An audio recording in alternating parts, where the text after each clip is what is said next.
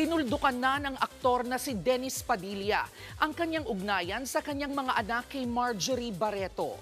Sa panayam sa kanya ng entertainment host na si Ogie Diaz, sinabi ni Dennis na pagod na siyang ayusin ang relasyon niya sa mga anak.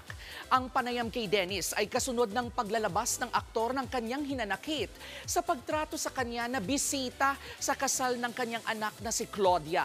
Sa huling bahagi ng interview kay Dennis, sinabi niyang ito na ang permanent goodbye niya sa mga anak. Hindi na raw siya makikipag-usap o makikipagkita sa kanyang mga anak kay Marjorie. Mga kapatid, ito po ang inyong K-Alaman Queen, Kalad Karen.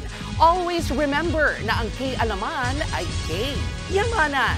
Kaya para sa latest showbiz news at dagdag impormasyon, mag-follow at mag-subscribe sa social media pages ng News 5. K? Okay.